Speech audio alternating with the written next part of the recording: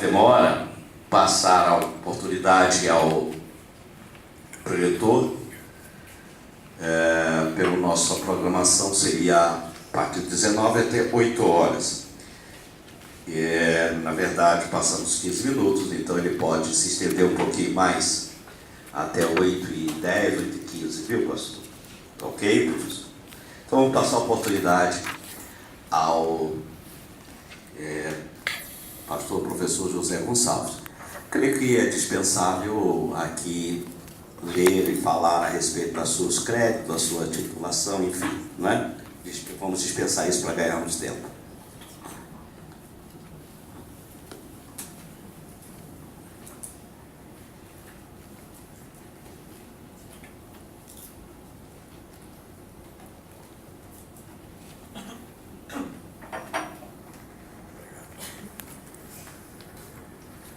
Meus amados, boa noite a todos.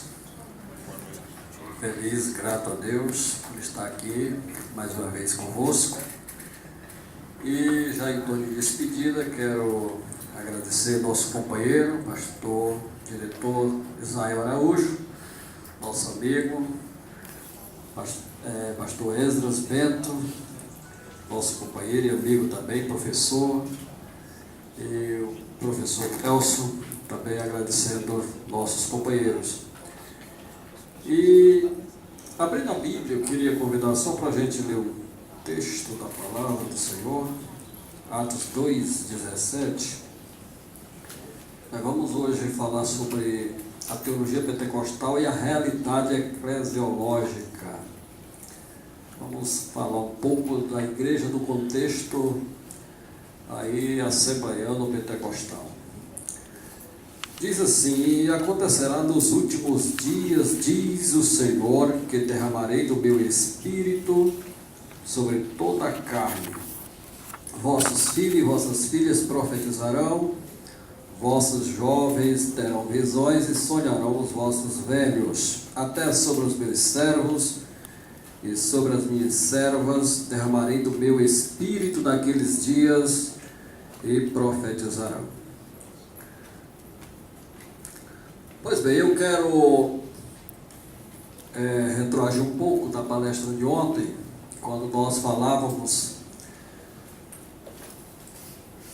do imaginário social, que é uma teoria sociológica desenvolvida por Charles Taylor e recentemente amplamente divulgada dentro do meio reformado ou do meio protestante pelo teólogo reformado James Carr Smith, que é um autor profícuo, escritor de várias obras, algumas já traduzidas para a língua portuguesa. Mas a obra que ele trata essa questão é Thinking Towns, né? Pensando em línguas, ainda sem tradução. É uma obra bem interessante. E ele trabalha o pentecostalismo, eu falava ontem, como uma espiritualidade. E a gente tem que reconhecer os méritos do James K. Smith nesse aspecto. De fato, o pentecostalismo, a gente analisando ele como um movimento mais global, ou a gente pode falar de pentecostalismos no plural, se aplica essa metodologia. Mas existe uma matriz pentecostal principal que a gente não explica apenas como um imaginário social. É uma construção teológica que vai se desenhando ao longo dos anos. E a visão eclesiológica da igreja, dessa matriz, ela não é diferente das igrejas históricas. A nossa teologia, principalmente falando aí do pentecostalismo clássico, as raízes delas vêm, né, do protestantismo histórico. Isso é uma coisa evidente e clara. Então a gente tem essa matriz e a gente trabalhando a igreja dentro desse contexto, aí vamos ver que aqueles mesmos princípios usados pelos históricos, ou pelo próprio movimento wesleyano, nós vamos ver que as raízes do pentecostalismo estão ali dentro. Estão ali dentro. Mas é inegável a contribuição para uma visão eclesiológica da igreja dos pentecostais com a teologia do Espírito Santo. Isso vai mudar muita coisa em questão de a dinâmica, né, do que seja a igreja, a própria liturgia da igreja vai ter uma modificação. O teólogo americano Robert William Menzies, ele escreveu isso no livro dele, que no inglês é empoderamento, que é a palavra que está até em moda hoje, onde ele vai mostrar 8 pilares que caracterizavam uma igreja pentecostal antiga.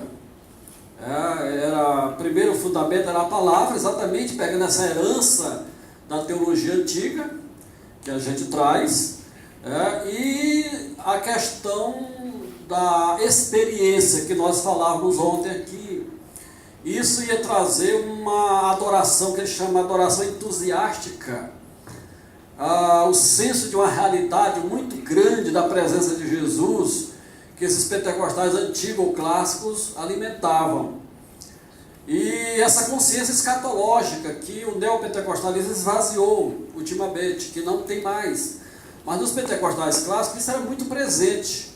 Basta a gente pegar o nosso inário, nós vamos ver que o inário nosso ele tem muito, que celebra muito a parousia, a vida de Jesus. Então a igreja vai se desenhando, a visão de igreja, dentro desse contexto. Interessante que eu li uma obra recentemente, de um teólogo reformado muito conceituado, eu até cheguei a resenhar esse livro, que é a Igreja Missional, ou a Igreja Missional na Bíblia. O título na verdade é esse, a Igreja Missional na Bíblia. O que é a igreja mesmo? Qual é o papel dela? Qual é a função? E aquilo que o Michael Koren, que é o autor desse livro, ele detalha ali, parecia-me, quando eu li aquele livro, eu estava lendo um autor pentecostal, porque a gente acredita naquilo, salvo algumas poucas variações da teologia da aliança, mas aquilo que ele traz ali era exatamente aquilo que nós, como pastores ou teólogos, vivenciamos no meio pentecostal. Um livro excelente, até recomendo. Vocês são acadêmicos e apreciam a boa teologia, é um livraço da editora Vida Nova, a Igreja Missional na Bíblia, um lançamento novo, muito, muito bom. Esse livro ele trabalha esse aspecto da igreja como missão. Ele traz a história do povo de Deus, desde os primórdios, aí começando na aliança abraâmica, depois, isso capítulo 12 de Gênesis, e evoluindo aí para o capítulo 19 do Êxodo, onde se trabalha a questão da aliança de Deus com o povo. Ali a gente viu com a pessoa, que era Abraão, depois com o povo. Isso vai crescendo. E um teólogo que eu cito aí, que nós vamos reportar a ele depois, o Roger Stronstadt, que é um teólogo canadense, ele desenvolve esse conceito dentro da teologia pentecostal de igreja. Esse livro dele, no inglês, a tradução, acho até, o título em inglês até melhor, porque lá é o ministério profético de todos os crentes. A Carisma traduziu esse livro como Teologia Lucana em Debate. Eu acho que empobreceu um pouco, no caso, aquilo que o livro pretende mostrar, que é exatamente esse lado missional do povo de Deus. Nós como igreja, nós como cristãos, temos uma missão. Isso o Michael Koren trabalha com Igreja Missional na Bíblia, e o Roger Stronstadt trabalha com o Ministério Profético de todos os crentes.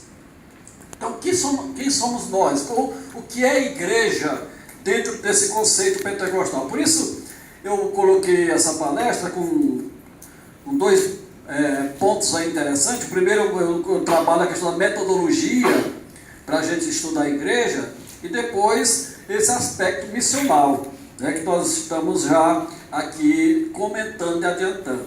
Então introdutoriamente, essa é uma palavra para a gente entender o contexto de igreja.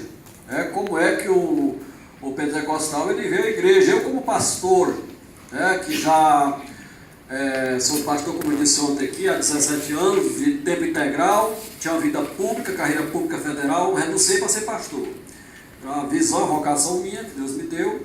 E fui ser pastor numa igreja de uma cidade de 7 mil habitantes, meu primeiro campo, como pastor mesmo titular, que eu fui pastor auxiliar por 3 anos e meio, auxiliei 2 pastores, fui co-pastor, e depois assumi esse trabalho numa cidade que foi a mais pobre do Brasil no censo do IBGE de 1980, da década de 80. Essa cidade do Piauí foi considerada pelo IBGE a mais pobre do Brasil, em contraste com a cidade de São Paulo, São Caetano, São Bernardo, uma dessas aí. Pois bem, ali a gente trabalha a igreja, a realidade da igreja, como é uma igreja, com todas as suas limitações. A renda financeira daquela igreja, quando eu assumi, eu que vim do serviço público, era assalariado, tinha salário todo mês, aposentadoria garantida, um bocado de coisa. Eu assumi aquela igreja, a renda da igreja, juntando dízimos e ofertas e pegando os crentes, pendurando de cabeça para baixo para cair as moedas, dava 2 salários mínimos. Era muito limitada a renda da igreja. Mas a gente implantou um programa de discipulado daquilo que a gente tem da teologia, vendo a igreja nesse aspecto universal que ela então, e nesse aspecto de organismo e organização que eu trabalhei ontem, e vou voltar daqui a pouco sobre isso. Então a gente fez um trabalho ali, graças a Deus. Eu cheguei ali, eu tinha uma moto naquele tempo, uma motocicleta, não sei como é que chama aqui, chama moto lá do Nordeste. Eu cheguei lá com 12 mil quilômetros rodados e saí de lá com 53 mil. Então andei muito em cima, visitando povoados, acompanhando. Um trabalho muito bom, muito gratificante esse aspecto de você ver a igreja de perto e respirar a igreja. Então igreja como eu disse ontem ali na entrevista do programa da CPAD, como diz Zygmunt Bauman. O Bauman diz isso no livro dele, Capitalismo Parasitário. Ele fala nessa questão dos relacionamentos, que ele trabalha o lado online e offline. A cultura online, você constrói ela com relacionamentos apenas virtuais. Ele até disse que um jovem perguntou a ele: quantos amigos você tem? Ele disse: amigos mesmo eu tenho meia dúzia. E o jovem disse: pois eu tenho 5 mil amigos no Facebook. Aí ele vai trabalhar isso. As amizades virtuais não tem um corpo a corpo, não tem um sentir o outro. Que igreja é sentir o outro? Igreja é o conviver, igreja é você se nivelar com o outro. Na visão pentecostal a gente trabalha isso. Igreja é relacionamentos, igreja é construção. E interessante, já que está falando da perspectiva pentecostal, os dons de Deus, nós que acreditamos, somos continuistas nessa área, os dons de Deus operam dentro desse contexto. Eu lembro que eu fui visitar, uma visita corriqueira, a uma irmã de uma igreja nossa, e essa irmã é amiga da gente, e quando eu passei ali naquela visita, eu me despedi assim, irmã Terezinha, que era o nome dela, né? Irmã Tereza, chama Terezinha, estou indo embora. Ela disse: irmão, você já vai? Mas vamos orar primeiro. Isso é uma prática dos pentecostais, não sair sem orar. E depois vamos orar. E ela levantou a oração, começou a orar. Quando ela estava orando, eu estava tendo uma visão. Eu não sou de andar vendo coisas, mas eu vi. Eu estava com os olhos fechados, mas eu vi na minha frente uma grande porta fechada, uma porta de madeira, bem claro, e fica na mente da gente, porque é uma coisa espiritual.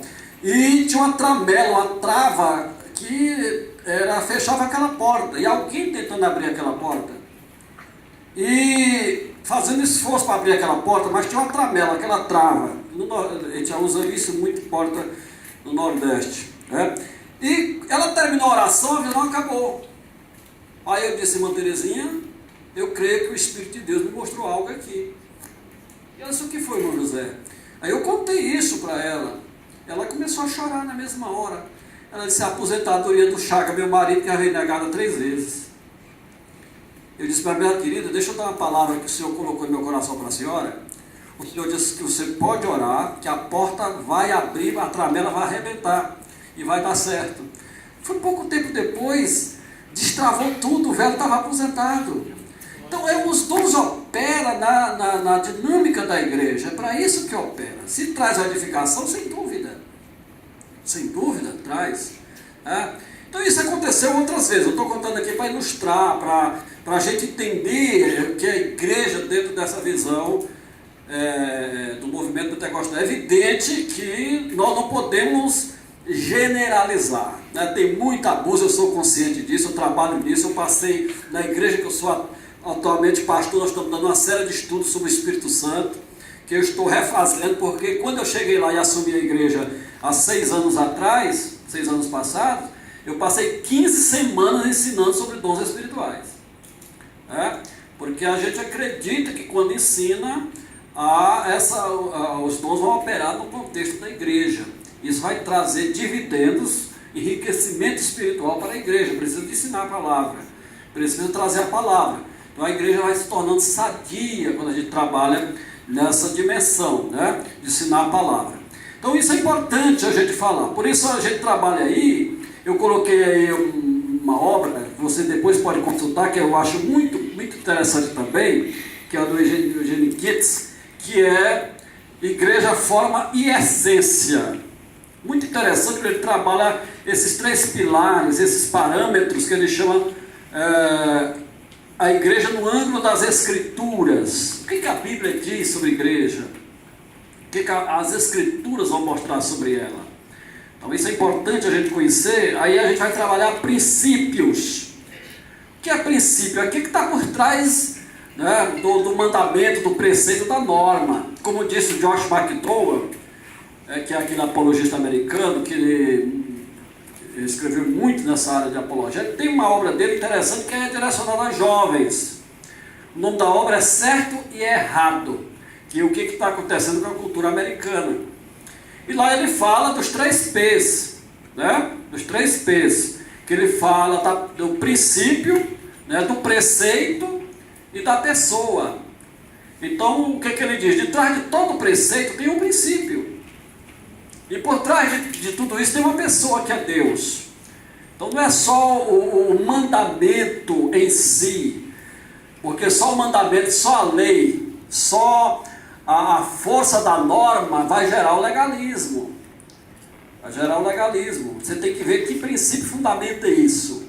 Tem que trabalhar com princípios, é interessante, né? Descobrir o princípio que está de trás disso. Então quando você pega as escrituras elas vão trabalhar princípios, vão dar nortes para nós, né? Vão dar diretrizes para nós, o que é que a gente tem que trabalhar com a igreja.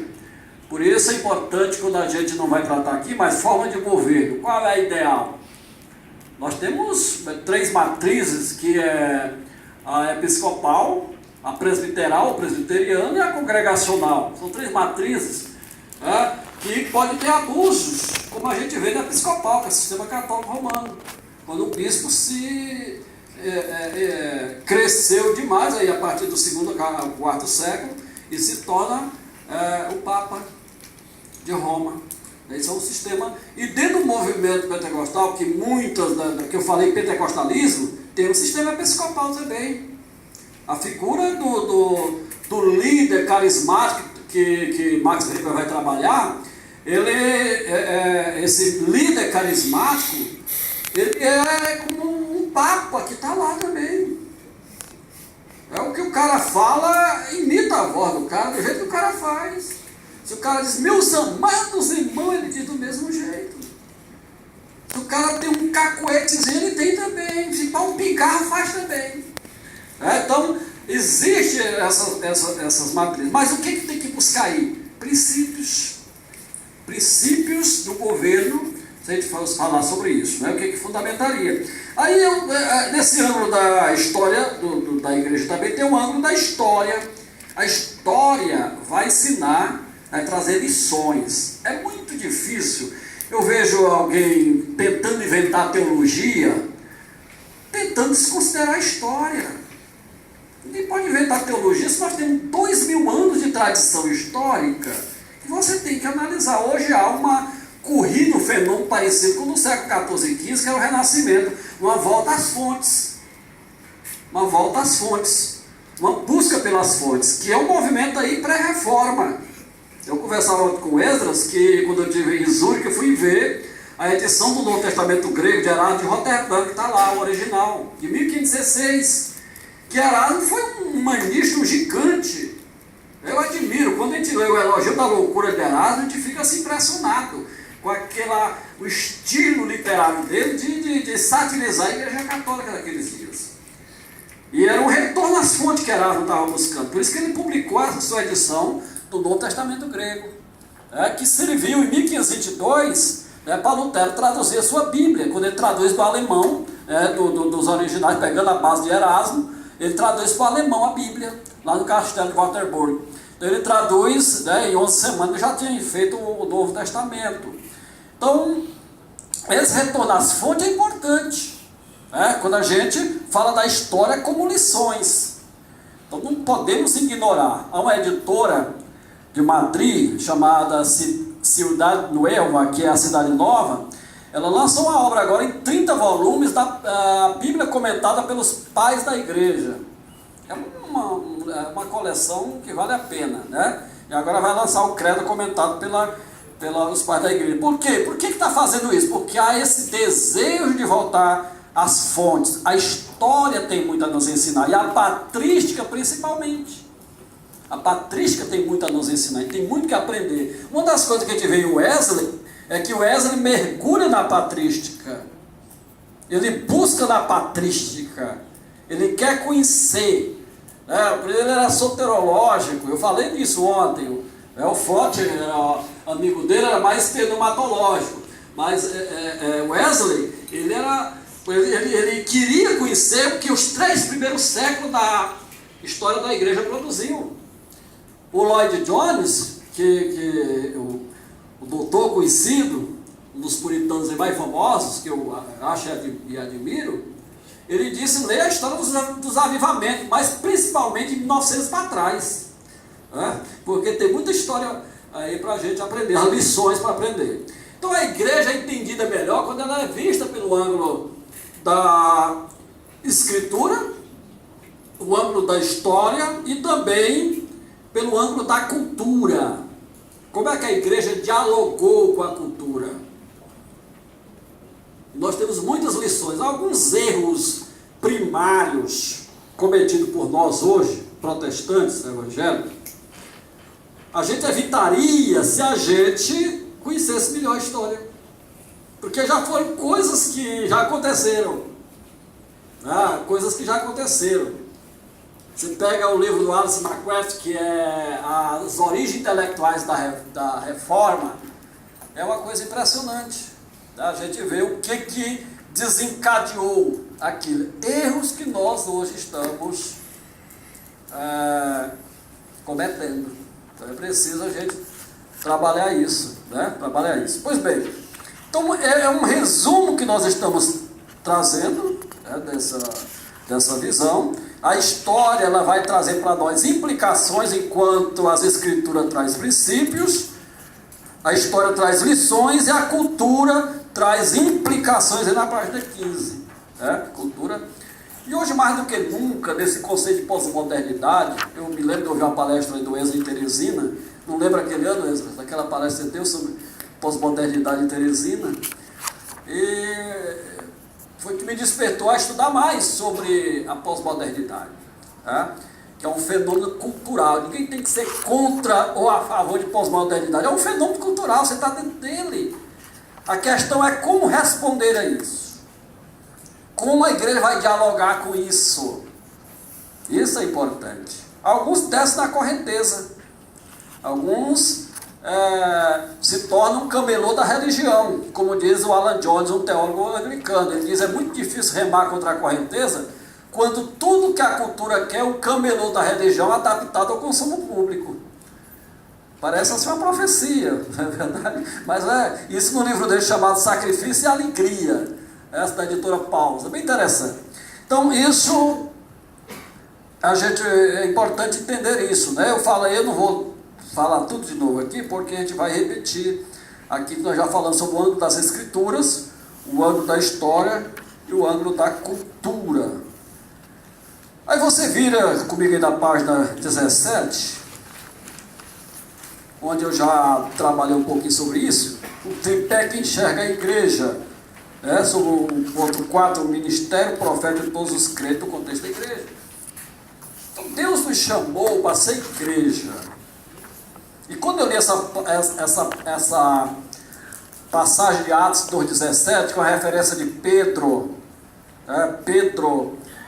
cita o profeta Joel, e aí há uma atualização profética, uma atualização. Os pentecostais, tanto os pentecostais clássicos, como os da terceira onda, eles vão desenvolver atualmente um conceito que se chama hermenêutica do Espírito, HDE. Bernardo Campos trabalha isso num livro Hermenêutica do Espírito, em espanhol, sem tradução ainda, está sendo traduzido, eu vim falar. E o Craig Keener, que é um carismático também, da terceira onda, ele vai trabalhar num livro que a Vida Nova acabou de lançar, que é Hermenêutica do Espírito também. O Keener, ele tem livre trânsito entre pentecostais e não pentecostais. Ele esteve agora recente no Brasil, dando uma palestra aí a convite da editora Vida Nova, e ele é da terceira onda, exercita dons espirituais, fala línguas diariamente, isso ele diz na literatura dele, Então ele é um autor, profícuo autor, escreve profundo, conheço as obras dele, e ele trabalha essa questão da hermenêutica do Espírito, que não é um conceito novo. Eu vejo já indício desse conceito na obra do Kevin Hansover. Há um significado nesse texto, um livro bem volumoso da editora Vida, onde ele trabalha essa dimensão do Espírito na comunidade, na igreja. Isso é importante a gente falar.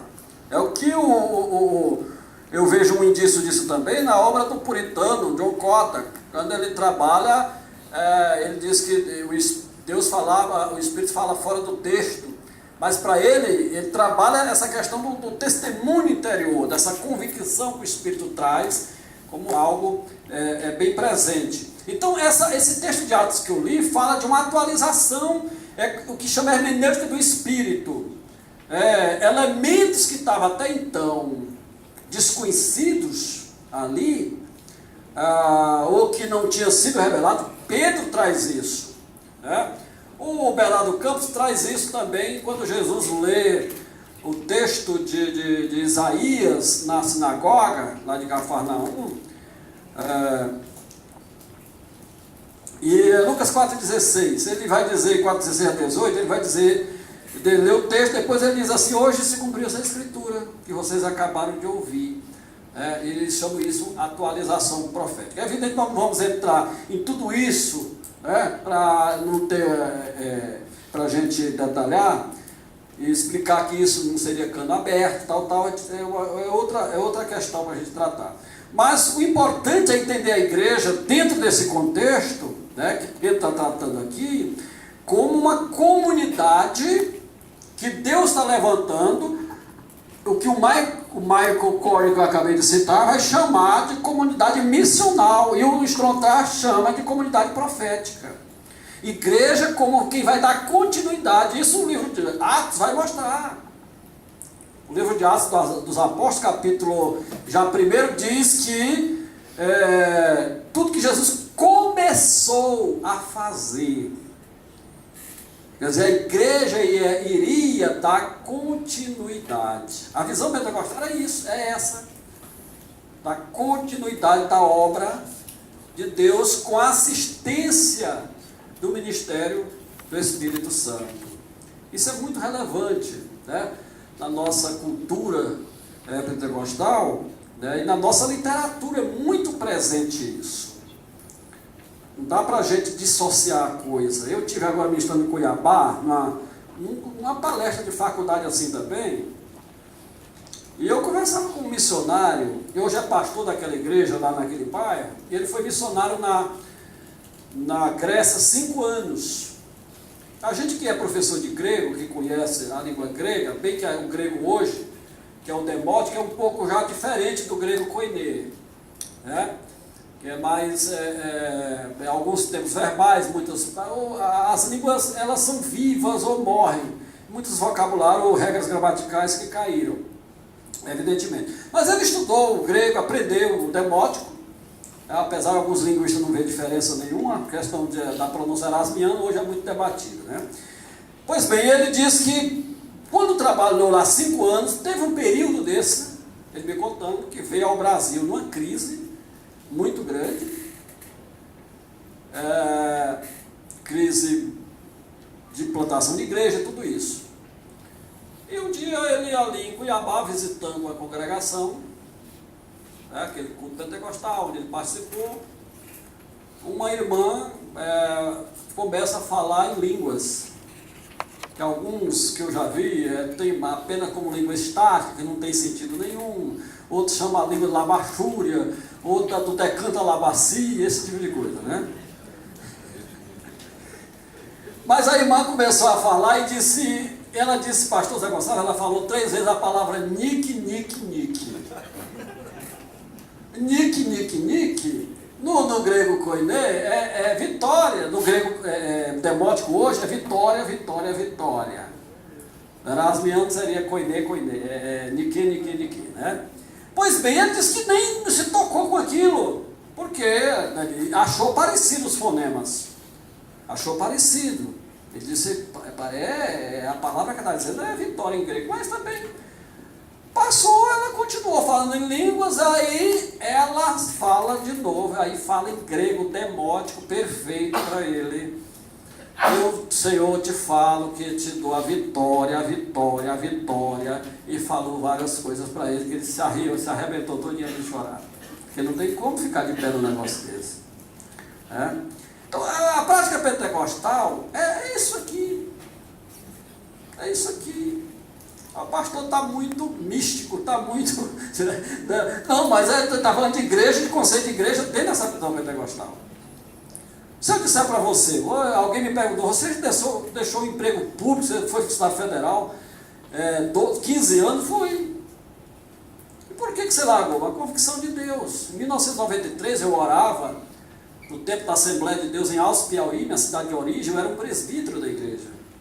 E eu orava e eu comecei a falar línguas, mas não é algo que vinha da cabeça ou da mente, não, era algo de dentro. Mas uma coisa que eu nunca tinha acontecido na minha vida, que língua já fazia parte da minha experiência, foi que veio uma interpretação. O Senhor disse para mim bem claro, eu anotei, hoje está anotado e não esqueço. Eu tenho aliança ministerial com você. 8 anos antes de eu ir para uma convenção, que eu não gostava nem de convenção, nunca tinha ido nenhuma, fui para ser consagrado a pastor. Porque eu sabia no meu interior que Deus tinha me chamado para esse negócio.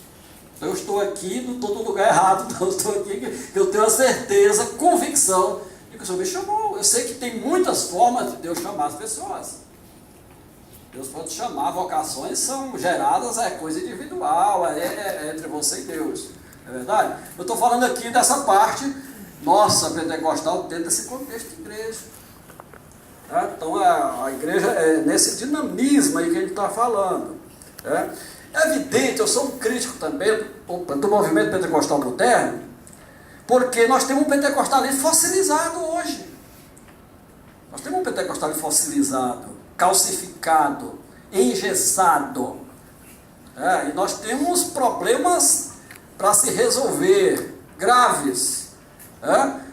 Mas existe, isso não anula o fato desse movimento ter uma história bíblica e verdadeira, que nós acreditamos nisso. Pois bem, eu citei aí o Roger Stronstadt, citei o Michael Corey, que trabalha essa dimensão da obra de Deus. Fiz uma referência a leigos e clérigos, que nós devemos ter muito cuidado dentro dessa teologia da igreja, né, da eclesiologia. Por quê? Porque é um conceito interessante, tanto da teologia histórica como pentecostal, que é a igreja como organismo e como organização. São duas coisas que a gente não pode separar. Eu citei aqui, acho que eu lembro que foi na entrevista, o Eugene Peterson, que faleceu recentemente, ele trabalhou isso bem interessante. Ele fala do organismo e da organização. Ele fala desse lado negativo da organização, mas que é necessário. Ele disse que uma vez mandou uma carta para a instituição dele, que todo mês tinha que avaliar ele. E ele disse, esses caras não estão lendo meus relatórios, não estão lendo nada, eu vou testar. Aí mandou dentro do relatório uma confissão que tinha adulterado, que tinha se envolvido com a mulher. E quando foi prestar a conta lá, perguntou se ele estava lendo o relatório, se os caras estavam lendo, se estamos, sim. Ele disse, se vocês leram essa história, não tinham lido. Está entendendo? Então ele era um crítico desse lado que a gente chama institucionalismo. A instituição é necessária. O institucionalismo é a coisa que se sobrepõe a outra, que já aconteceu na história da igreja. A gente vê isso, né? Então, é nesse caso aí que eu trouxe para a gente ver essa questão do organismo e da organização. Não existe função sem forma. Se existe a forma, tem que ter a função, tem que ter a forma. Se tem o organismo, tem que ter a organização. Se tem igreja, tem que ter a instituição. O movimento pentecostal, esse que se pulverizou mais, é aquele que é contra todo tipo de organização. O pentecostalismo surge como um movimento que ele não era uma denominação. Isso de um lado positivo. Mas quando esse movimento rejeita toda ideia de organização, ele tem problema. Eu citei aí o movimento Chuva Serôdia, que eu até corrigi um pouquinho do texto aí, que eu peguei de outras partes de um livro meu e faltou eu corrigi. Que o movimento Chuva Serôdia, ele começa no Canadá. Nos Estados Unidos ele tem uma influência através do pregador de cura, William Barron Branham, fundador do Tabernáculo da Fé.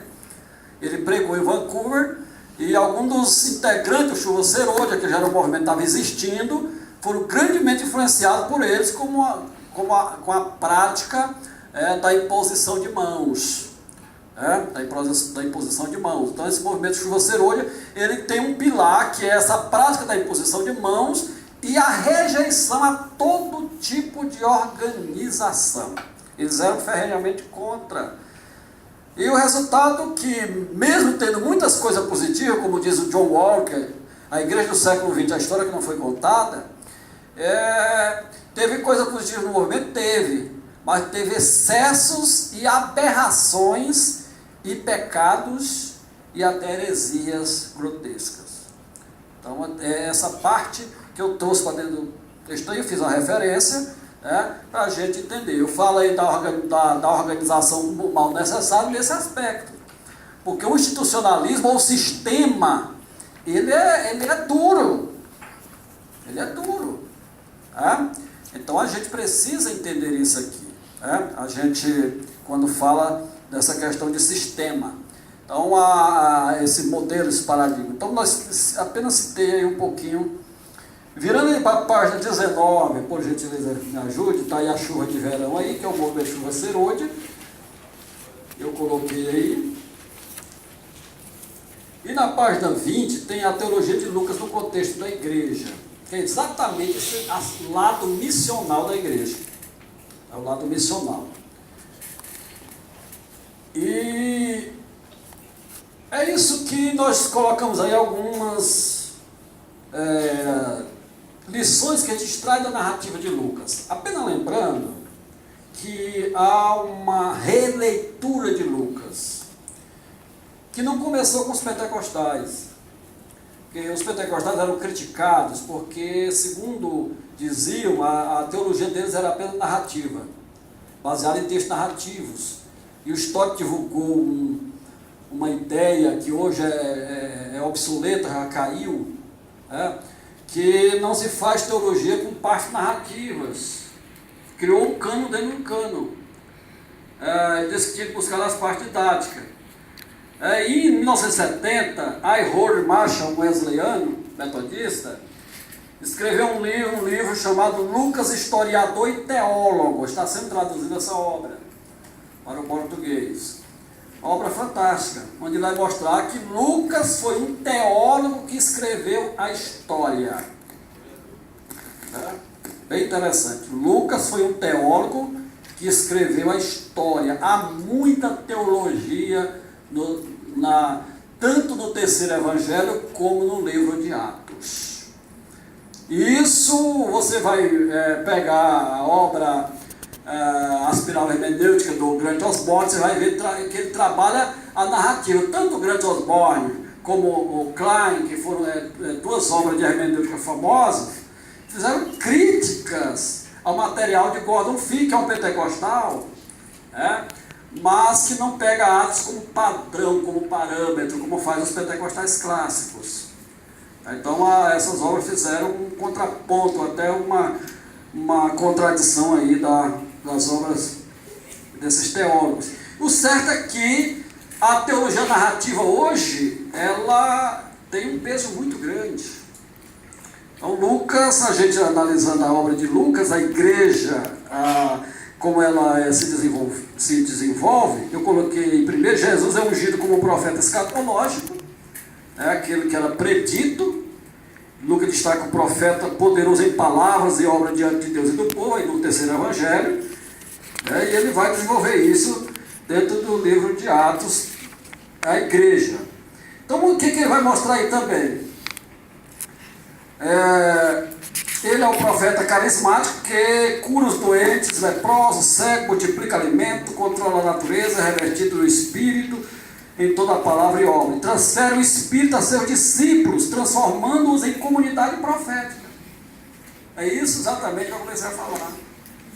A igreja é vista como uma comunidade profética que dá prosseguimento. Os pentecostais clássicos, remontando a Rua Azusa 312, em Los Angeles, 1906, que é o movimento que fica mais evidente. Você começa com Charles Parham, no movimento de Topeka, no início do século XX. Mas o Parham sai de cena, devido a algumas acusações que teve, de sodomia, algumas coisas, ele nunca conseguiu se livrar disso, dessa acusação. Mas o movimento, um dos alunos de Parham, que era o Simon, ele estava em Los Angeles em 1906.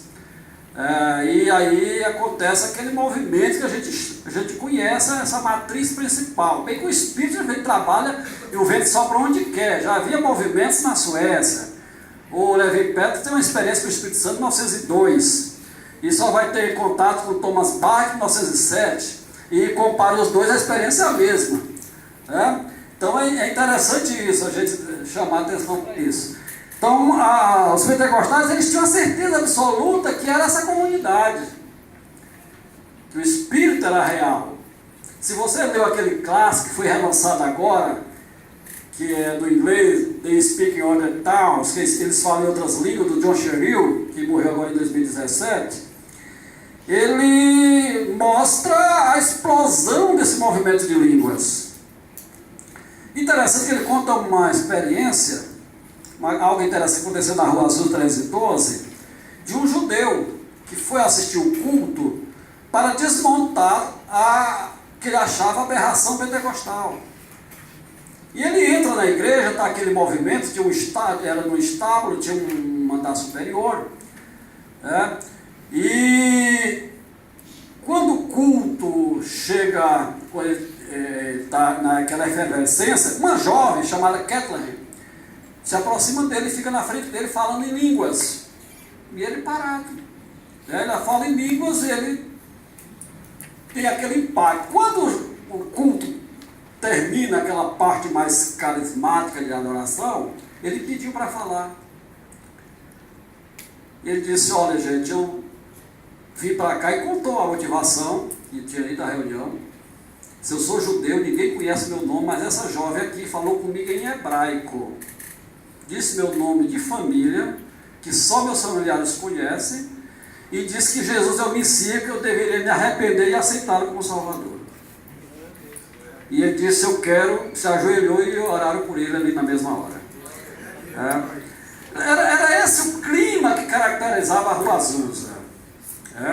Era esse o clima. Você pode ler isso, obras que já saíram, a própria história do Saiba que a Carisma lançou recentemente, ou o avivamento da Rua Azul do Frank Baltimore, que foi um dos pioneiros daquele movimento.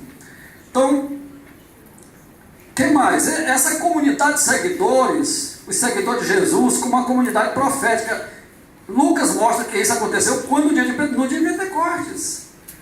Jesus capacitou os discípulos com a capacitação do Espírito para profetizar. Isso não é invenção nossa não. Você pegar a obra do Mark Lloyd Jones, ele crê, que existiu uma capacitação. O R.A. Torrey, que não era pentecostal, existia também, via por esse lado da capacitação, que é um movimento que é um conceito, aliás, que se desenvolve num movimento de santidade, de tradição wesleyana, pegando a tradição de Flocha. Vai crescendo esse conceito de capacitação.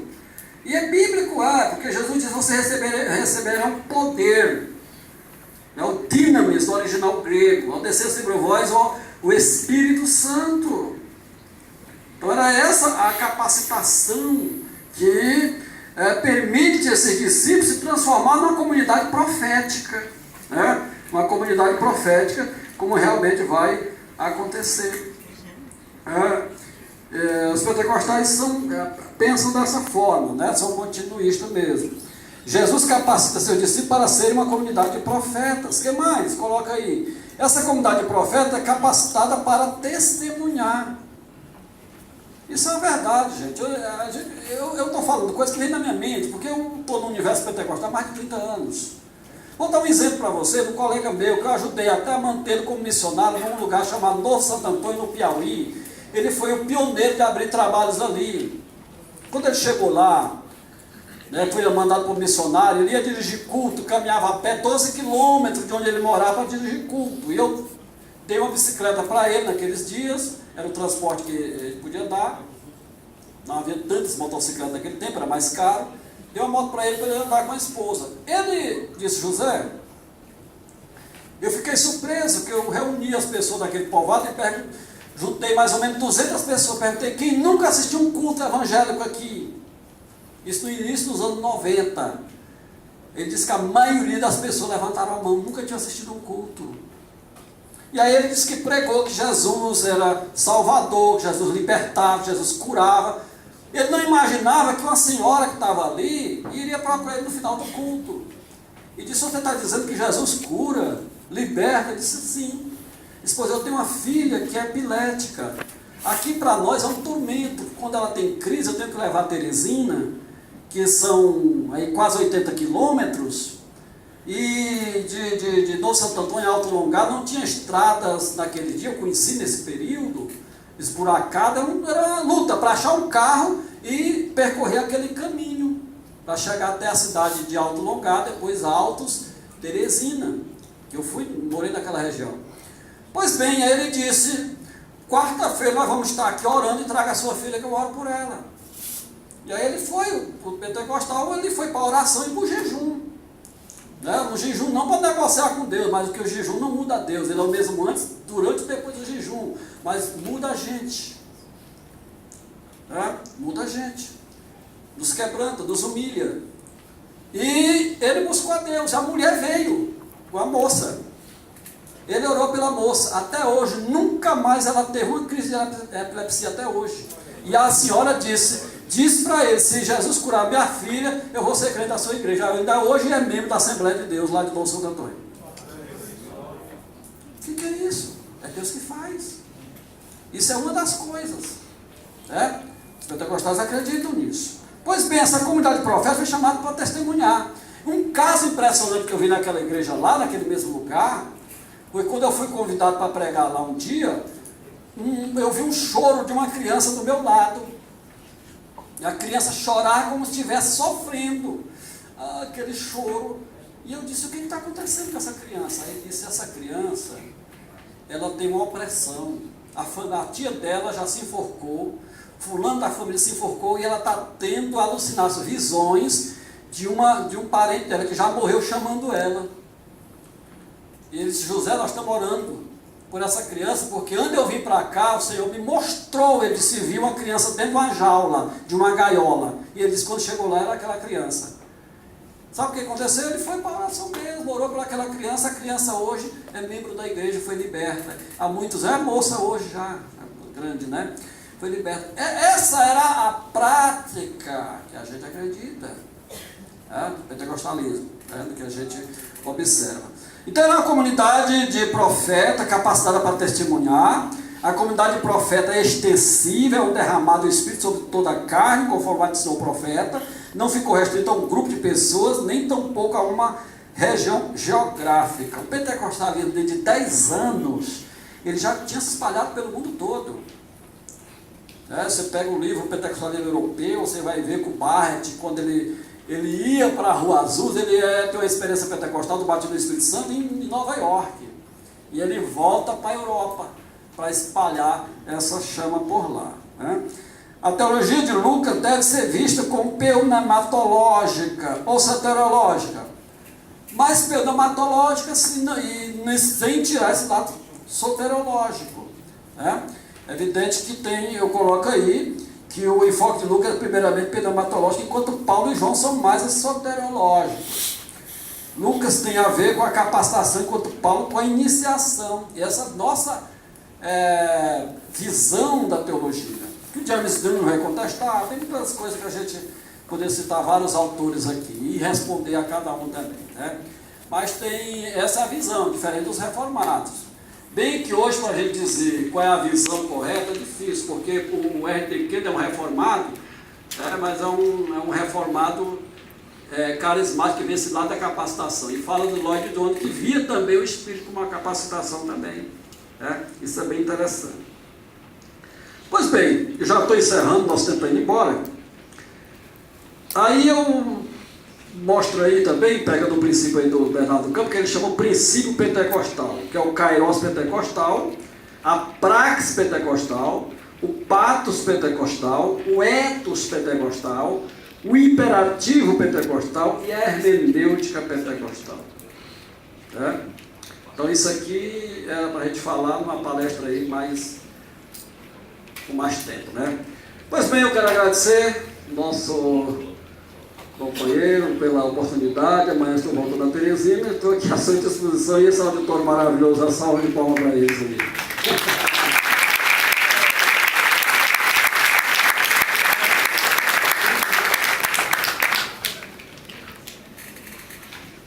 Muito bem, meus queridos, muito obrigado, pastor professor José Gonçalves, nos trazendo aqui uma palestra, dentro da sua temática, a teologia pentecostal e a realidade eclesiológica. Nós vamos então agora dar oportunidade ao professor Nelson, doutor Nelson Célio, coordenador de pós-graduação e extensão, para uma palavra em torno das palestras que foram ministradas a nós, e depois então nós vamos dar a oportunidade aí para vocês que querem formular questões e aqui sobre a mesa para ouvirmos aqui o professor José Gonçalves, o professor Esdras Bento e o professor Dr. Nelson Célio. Eu não, tá?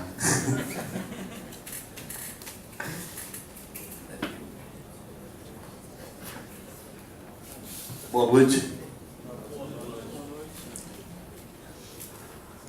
No ano de 2011, estava aqui nesse mesmo auditório, nesta mesma tribuna, um teólogo histórico vivo, Jürgen Moltmann.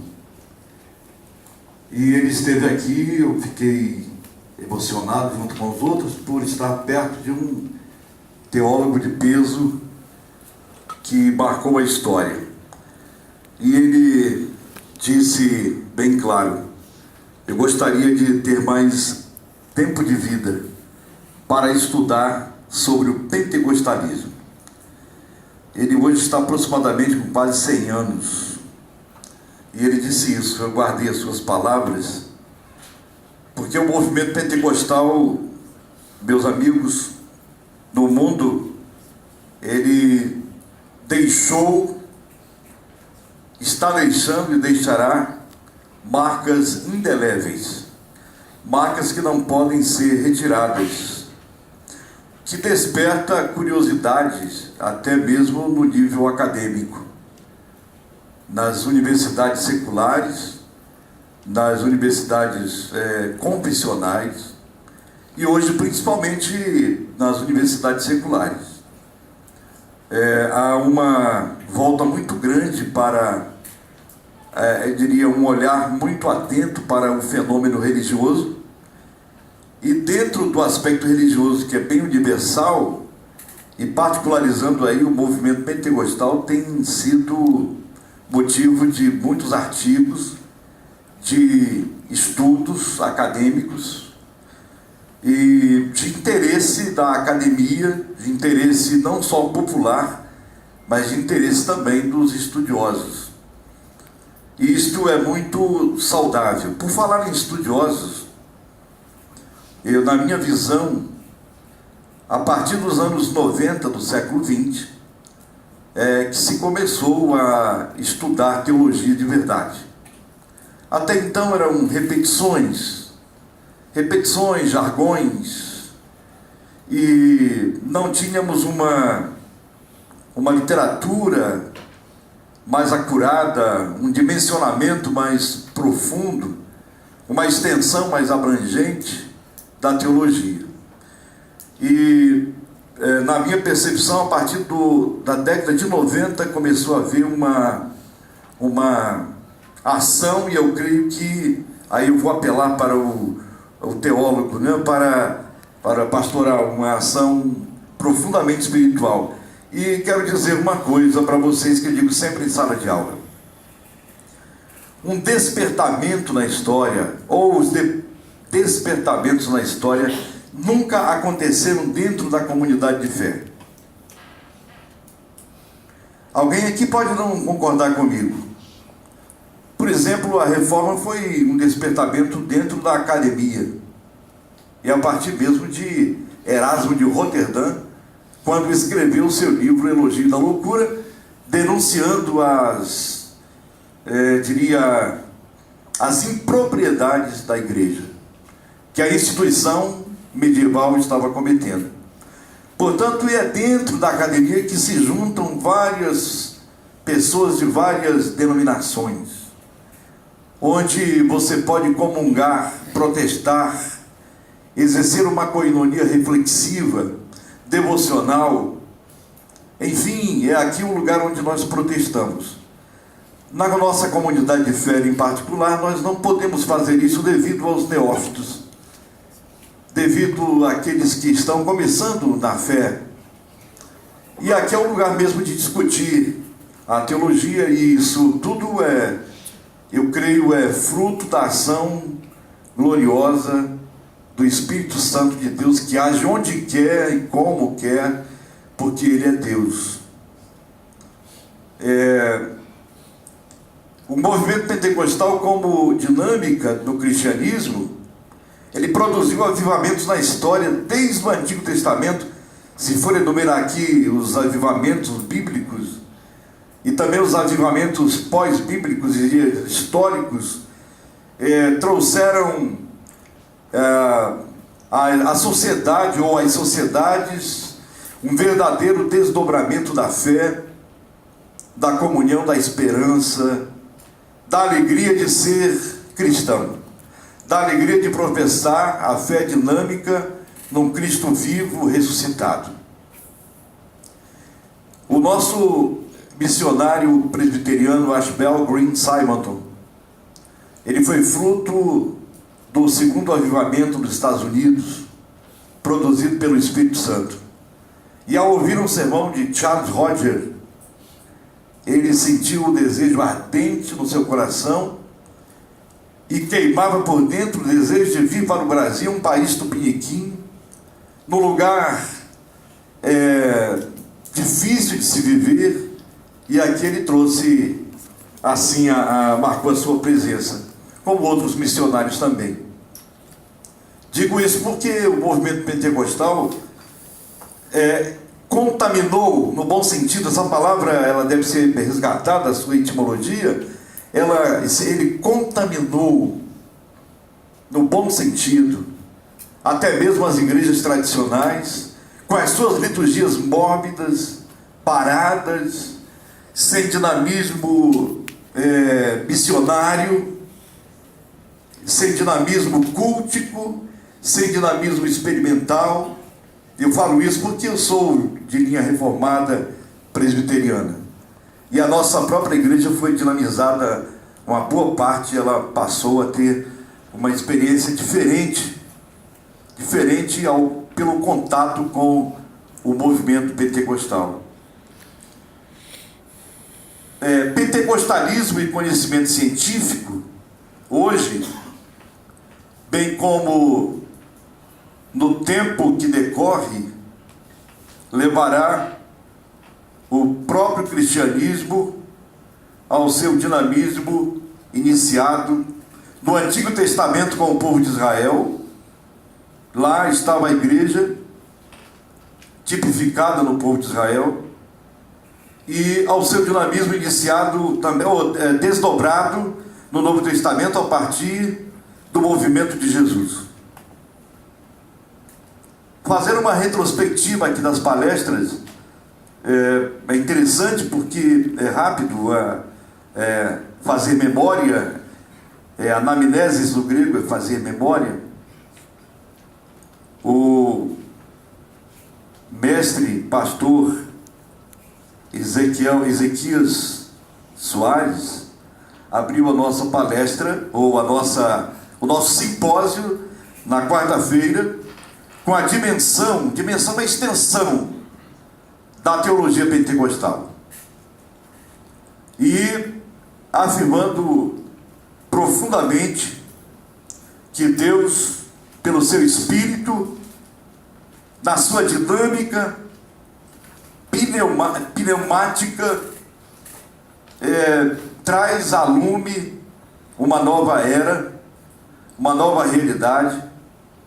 Essa é a dimensão, é a extensão, que é como aquelas águas, o rio que sai do trono de Deus, e onde passa aquelas águas, elas purificam tudo aquilo que é ruim. Então esse é o movimento pentecostal, que é bem parecido mesmo com os do caminho, com a própria com o povo de Deus do passado, o povo de Deus do presente, que não está preso a um retângulo, a um quadrado, mas é um movimento, e deve ser assim.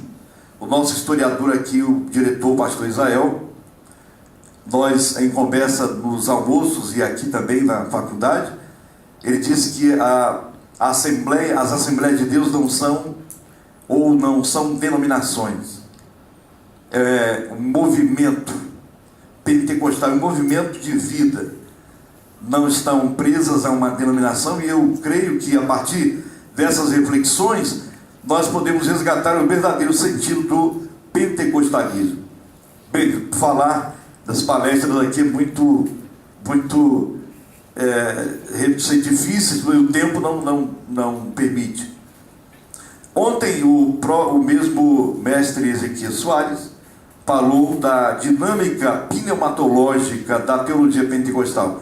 Dinâmica pneumatológica é uma redundância de propósito, porque dinâmica e pneumatologia é a mesma coisa, são a mesma coisa, porque o próprio pneuma, ou ruar no hebraico, pneuma no grego, é movimento, é sopro, é ar em movimento, não é ar parado, é ar em movimento, e ele sopra, e ele usa quem ele quer, e foge mesmo até a lógica daqueles que estudam, foge até a lógica daqueles que laboram no trabalho científico.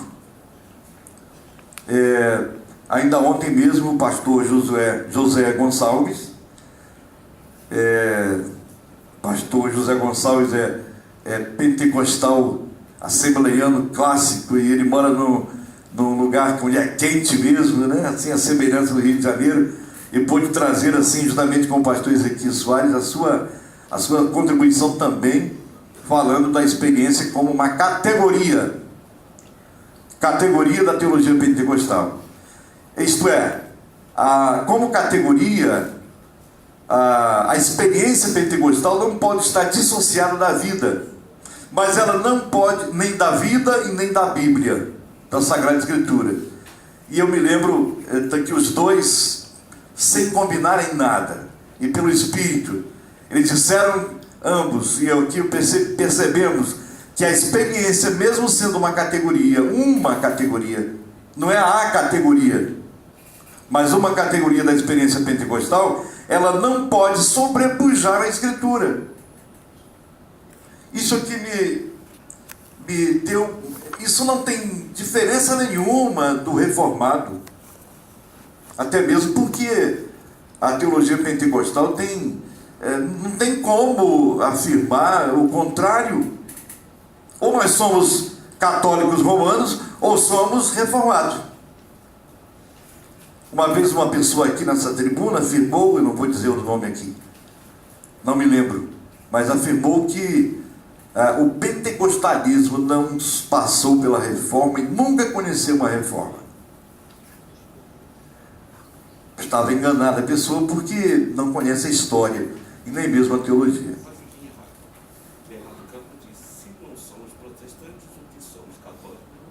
É verdade, católicos romanos, né? Então, pastor Israel foi me dar a palavra, pastor, desculpa, eu estou acostumado a falar 3 horas em seguida, assim como os outros, mas é rápido. Desconta a minha intervenção. Desconta, não, mas é porque eu já ultrapassei aqui E hoje, o pastor, professor, filósofo e mestre, também em teologia, já trouxe aqui a sua contribuição sobre a relação que existe entre a teologia pentecostal e a realidade eclesiológica. Não existe, aí agora uma palavra para os desigrejados, para aqueles que não fazem parte de nenhuma comunhão, nenhuma comunidade de fé. Não existe, olha aqui, eu vou dizer e coloco aqui a minha palavra para a crítica também, e não tenho medo de errar. Não existe nenhuma ação do Espírito isolada da comunidade de fé. Paulo sempre quando escreve, ele escreve no plural, é o vosso corpo. Pedro também escreve, vós sois a nação eleita, a raça eleita. O autor aos Hebreus diz, não abandoneis a vossa congregação, como é costume de alguns. Portanto, se você está abandonando a sua congregação, não é nada do Espírito. Tem alguém por aí falando na televisão e nos meios de comunicação que nós ensinamos aqui a não ir à igreja, a não dar dízimo, a não respeitar o pastor. Isso tudo é mentira. Nós ensinamos aqui o verdadeiro caminho, e eu tenho certeza. Eu deixei o seminário presbiteriano durante 17 anos e eu entreguei minha cátedra lá e disse, vou me dedicar à FAICAD. Se ela não me quiser, eu tenho certeza, porque Deus tem um lugar para mim, porque eu estou a serviço não apenas à minha denominação, mas ao reino de Deus. Professor, diretor, não quero sobrepujar a palavra do pastor José. Não, já me perguntaram várias vezes, Nelson, você é pentecostal? Eu sou, porque eu creio no Pentecoste.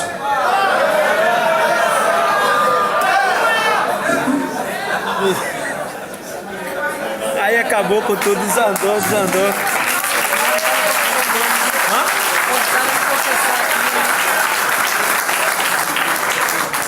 Salva de pau. Só para encerrar.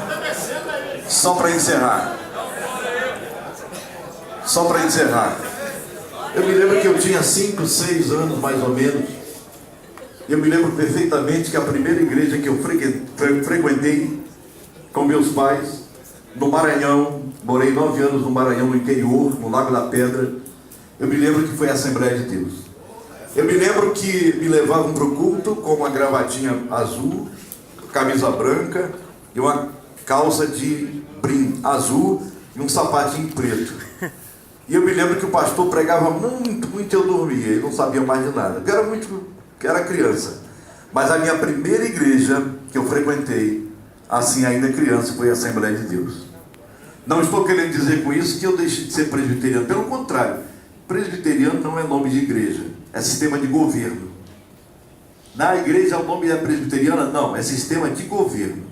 Eu gostaria muito, desculpem aqui a isso que eu vou falar, mas eu gostaria muito que a Assembleia de Deus tivesse um governo presbiterial. Mas se não é da vontade de Deus, que seja assim mesmo, para, quem sabe, para crescer. Tá? Entenderam bem o que eu disse? Presbiterial é um sistema de governo bíblico. Está lá os presbíteros, Paulo convocou os presbíteros da igreja. Né? Que Deus assim nos abençoe. Pastor, desculpa aí para ter passado o tempo. Muito obrigado, professor Dr. Nelson Célio, que é um desafio, né? Que nós o encarregamos de fazer aqui, mas ele atendeu perfeitamente. Afinal, está circunscrito ao simpósio, é uma academia, ok? E é claro que nós dificilmente conseguimos nos despojar daquele sentido de desejar, dado a predominância pentecostal, creio que até aqui no auditório, né? De querer que outros também sejam, quiçá, queimados e inflamados também, não é? Evidentemente. Todavia, não é? É válido, e a obra do Espírito Santo é uma obra de Deus. E obrigado, Dr. Nelson, porque essa é a proposta, uma vez sendo acadêmica, atende exatamente à natureza do simpósio, a natureza reflexiva, a natureza de discutir, do debate, evidentemente, ok? E então ele nos traz algumas questões, além daquelas que ao longo das palestras foram, evidentemente, e são como são nas aulas, normalmente, vem à nossa mente, vem aqui, então não se esgota naquele momento, mas a gente leva durante a nossa casa, a nossa vida, enfim, vai pesquisando, vai debatendo, enfim, não é? Então ele nos trouxe alguns, especialmente no final aí da sua fala, ok? E eu também deixo uma questão, porque muitos, eu como historiador, e historiador também do pentecostalismo, hoje nós achamos que os pentecostais, olhando hoje e olhando para trás, achamos que os pentecostais quiseram abrir novas denominações. Não havia essa intencionalidade. Muito pelo contrário.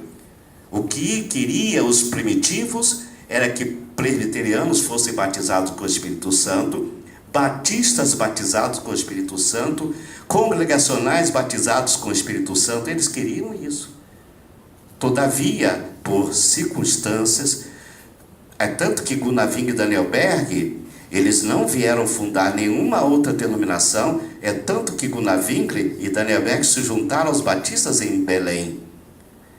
Uma pergunta que gostaria de fazer a eles, se estivesse vivo, nem vou aqui, porque não somos aquela religião que invoca, né? Mas eu gostaria de perguntar a eles: será mesmo que vocês não queriam fundar nenhuma igreja? Mas acredito que não, que eles não queriam mesmo. Pelo que eles deixaram escrito, especialmente com Navim, eles vieram falar, tão somente falavam que não omitiram que era batizado com o Espírito Santo. E ele era pastor batista. Ele pentecostal, enfim. Então é só uma caroninha aqui nas questões. Muito bem. nas questões aqui que são suscitadas por esse debate. Então é até para estudar esse aspecto aqui, eu acho interessante. Muito bem, nós vamos dar oportunidade aqui do auditório, se há alguém que gostaria de formular alguma questão, ao nosso irmão Fernando Nascimento está aí com o microfone. Quem seria o primeiro? Não vamos dar oportunidade a todos, professor Lucas. Quem levantou primeiro? Eu não vi, perdão. Foi professor. Segundo o Fernando, foi o nosso aluno ali. Boa noite a todos. Meu nome é Romário, sou aluno do 4º período de Teologia. Estou formulando uma pergunta aqui, espero ter isso no meu questionamento. Rick Nui, no seu livro Pentecostal de Coração e Mente, afirma que hoje existe uma nova demanda de pentecostais que pensam.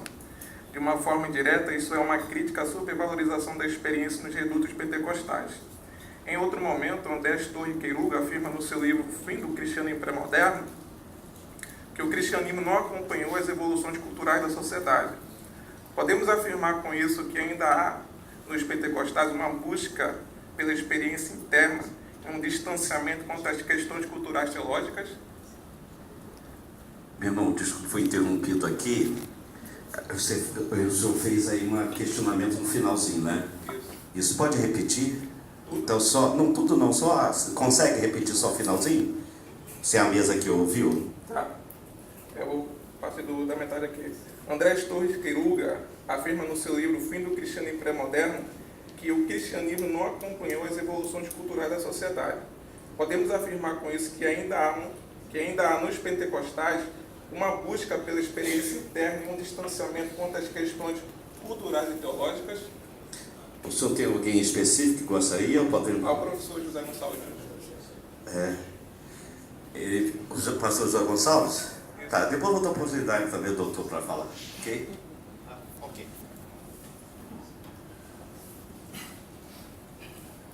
Muito bem, a pergunta muito bem trabalhada, muito bem feita. Parabéns pela bibliografia citada também. Eu acredito que, eu falei aqui em pentecostalismos. A Hannah Vital, ela escreveu um livro aí do movimento aí pré-pentecostal, inícios pentecostais americano, que nenhuma formação teológica era necessária. Então existia vertentes dentro do pentecostalismo que tinha essa aversão pelo conhecimento, pela cultura. E isso a gente vê até em movimentos hoje ainda. Até igrejas que vêm do avivamento americano. Mas, como eu falei aqui, existe uma matriz pentecostal também que ela tem uma herança teológica. As Assembleias de Deus, por exemplo, já em 1914, 1916, ela formulava a sua declaração de fé, as chamadas verdades fundamentais, 16 verdades, que em 1968 inspirou aqui o pastor Alcebiades Pereira de Vasconcelos, presidente da Convenção Geral, a colocar como nosso credo em 14 artigos pequenos, que nós reformamos agora na nossa declaração de fé. Então, existe essas duas linhas que um pentecostal que pensa e outro que não pensa, que não dá muita vazão, muito lugar à cultura. Mas em termos hoje global, o pentecostalismo ele se aguçou por essa área da teologia, do conhecimento. Nós temos grandes teólogos hoje, se a gente colocar dentro do universo pentecostal, porque existe aí o movimento carismático da década de 60, não carismático católico romano, mas movimento carismático que o professor citou aqui, que alcançou os históricos no contexto americano, Isso foi um movimento muito grande que já aqui nos anos 90 para cá vai dar origem aí à terceira onda do John Wimber. Mas grandes pensadores, teólogos começaram a surgir. O Peter Wagner, que trabalhava aí no Fuller e fazia parte aí trabalhou com Imber na terceira onda, ele tem um livro dele, antigo, Cuidado aí, vem os pentecostais, e ele já falava que iria sair uma geração de pentecostais eruditos. Ia sair uma geração de pentecostais eruditos. E nós temos hoje, se você pega a hermenêutica do Espírito, do Kinner, ele vai colocar um leque, uma onda lá, uma lista enorme, ele cita nomes de pentecostais, pessoas que hoje são grandes, são relevantes dentro da cultura, né? Existe esse distanciamento da cultura, eu acho, mais em movimentos periféricos, um pentecostalismo mais periférico, mas existe um pentecostalismo que está interpretando a cultura, está interagindo com ela e procurando dar uma resposta a ela, viu? André Torres Queiroga, quero dar os parabéns ao Romário pela colocação e a questão. André Torres Queiroga é um escritor, teólogo católico romano, espanhol, já estive pessoalmente com ele, e ele esteve aqui também nessa faculdade, há algum tempo, no ano passado, ano passado, retrasado, do lançamento do livro do nosso egresso Adriano Lima. André Torres Queiroga é um crítico da Igreja Católica, e ele está se dirigindo a ela mesma, e ele tem como cristianismo a Igreja Católica, porque ela, em muitos aspectos, ela se colocou aquém da história e da cultura. Enquanto o pentecostalismo ou o cristianismo de linha protestante, por exemplo, o próprio pentecostalismo influenciou a própria Igreja Católica, fazendo surgir um movimento chamado movimento carismático, reconhecido pelo próprio papado. É um movimento hoje agregado, não é desigrejado, mas está dentro do mesmo nível de que um jesuíta, um franciscano, enfim, qualquer um diocesano. E hoje você pode ver o pentecostalismo presente na política, na ação social, na cultura. Se você perceber bem, está havendo um movimento sem sair da devoção e da fé, um movimento intelectual sem perder a dimensão de fé e de vida cristã. Então, eu creio que o Queiroga não fale diretamente para o cristianismo de linha pentecostal, mas sim para uma crítica à sua própria igreja. Boa noite a todas e todas. Boa noite. Boa noite. Hoje já está no clima pentecostal. A paz do Senhor, meus irmãos. Amém? Não queria dar boa noite hoje, não. O negócio aqui é a paz do Senhor. Agradecer ao Romário pela pergunta muito bem elaborada, mas, entretanto, preciso fazer uma pequena distinção epistemológica na pergunta. É o seguinte: a proposição a respeito do pentecostalismo e a inteligência ou intelectualidade no pentecostalismo caminha numa linha, e a crítica do Queiroga caminha em outra, e as duas não se confluem. Por quê? No primeiro momento, o Queiroga ele é contrário ao pentecostalismo. Como eu posso afirmar isso? Por duas razões. Primeiro, por suas obras. Numa dessas obras, que é Repensar a Revelação, o André Torres Queiroga utiliza muito o autor que eu uso no mestrado e no doutorado, que é o Paul Ricoeur. Basicamente, a hermenêutica teológica do Queiroga é fundamentada, em primeiro lugar, em Paul Ricoeur. No Repensar a Revelação, Queiroga vai na contramão da experiência que o indivíduo faz de Deus no mundo. Inclusive, quando ele esteve aqui no Brasil, eu estava fazendo a minha comunicação, História e Revelação, em Paul Ricoeur, e ele estava presente, e eu disse que eu discordava, e ele falou primeiro do que eu, e depois, logo a seguir, eu falei, disse que discordava dele, porque eu era pentecostal. A ideia do Queiruga é contrária a toda experiência pneumatológica extraordinária. Ele não aceita milagre, ele é contra oração de petição.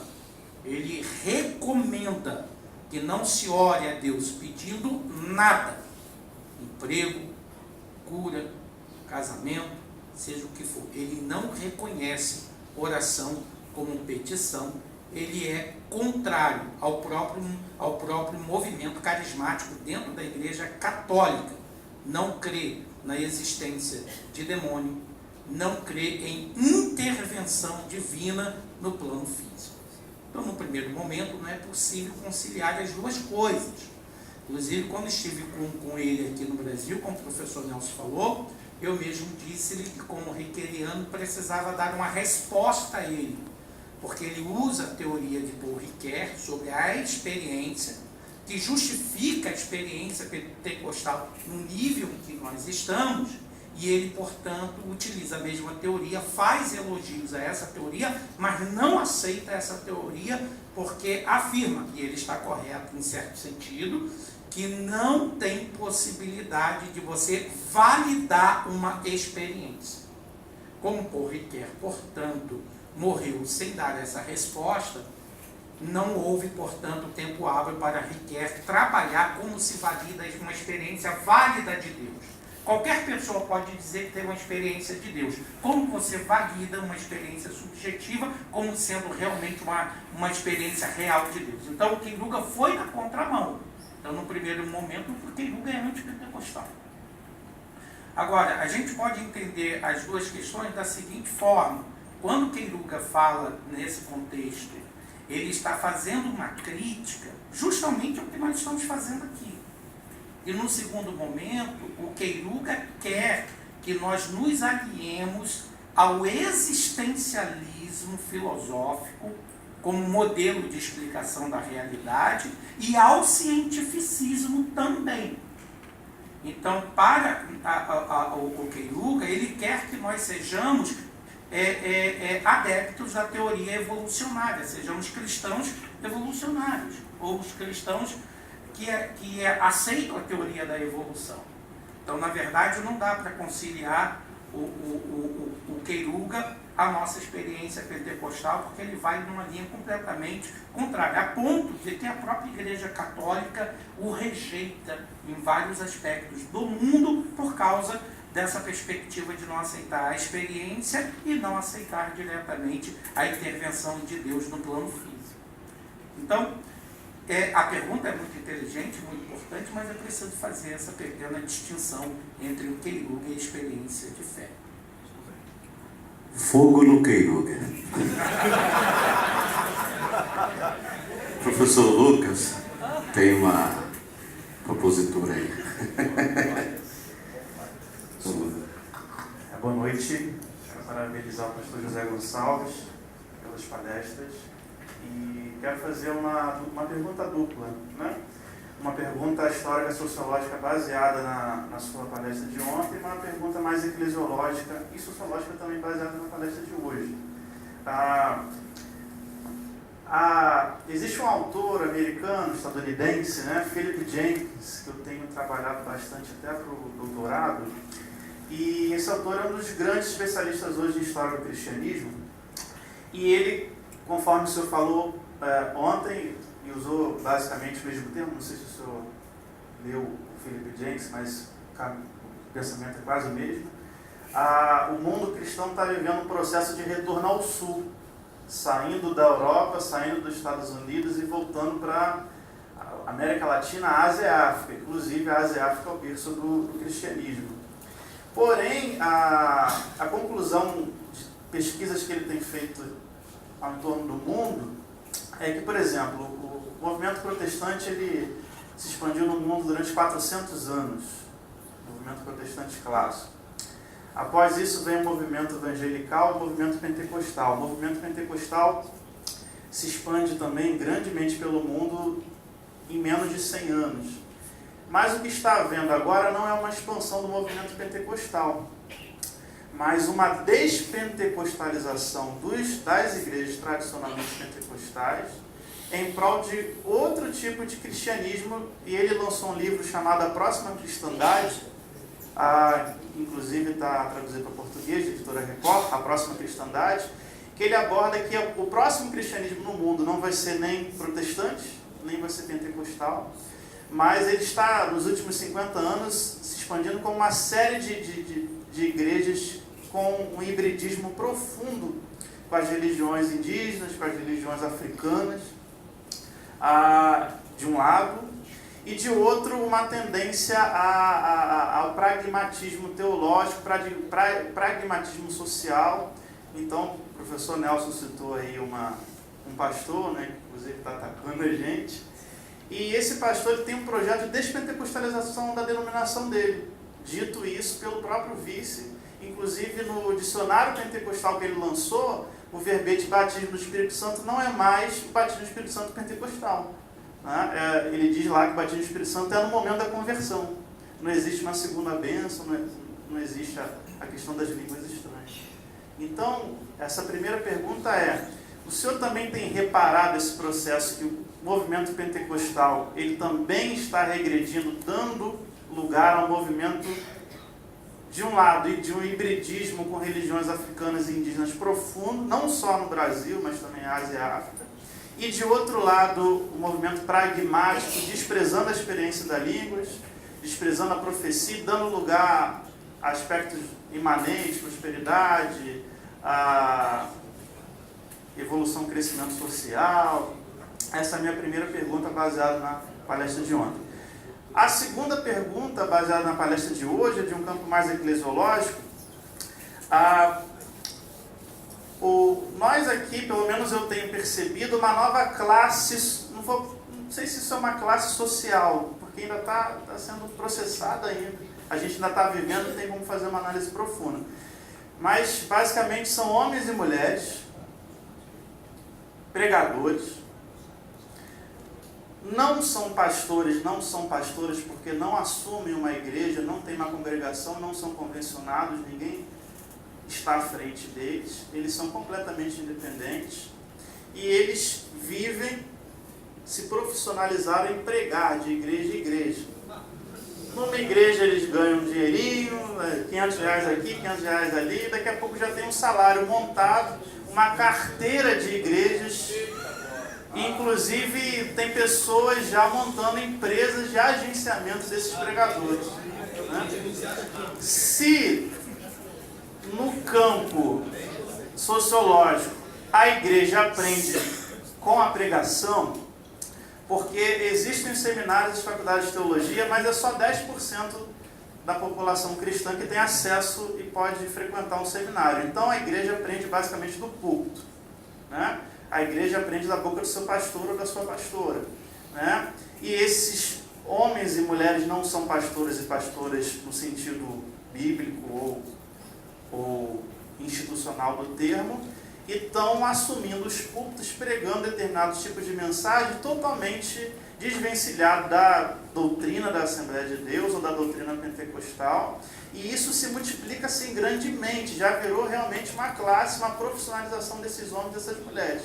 A pergunta é, como que o senhor vê essa questão e como que um pastor pentecostal assembleano pode combater isso ou tentar redimensionar essa questão, esse problema, porque a teologia está sendo, a pregação pastoral, a pregação teológica, a pregação doutrinária está sendo substituída por pregações vazias de conteúdo pragmático. Obrigado. Muito bem, pois eu vou começar pelo final, né? Essa questão dos pregadores, que eu chamo pastores sem rebanho, né? Eu falo isso no livro meu, As Ovelhas Também Gemem, onde eu tratei essa questão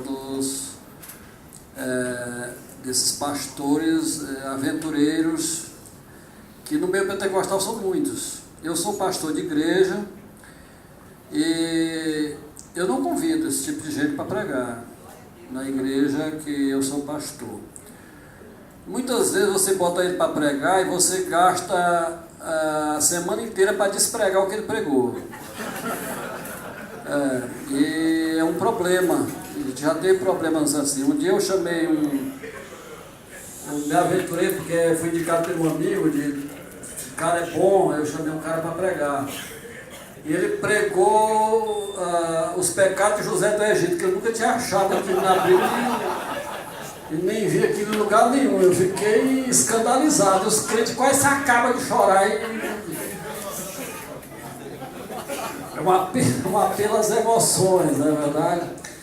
E isso tem, né? Mas nós temos hoje também, como disse aqui o professor, né? Ou seja, existe um despertamento dos anos 90 e os pentecostais estão despertando para esse lado da pregação expositiva, né? É uma prática que eu uso há muito tempo, pregação expositiva, de ensinar a palavra, evidentemente dentro desse contexto que nós acabamos de falar aqui, né?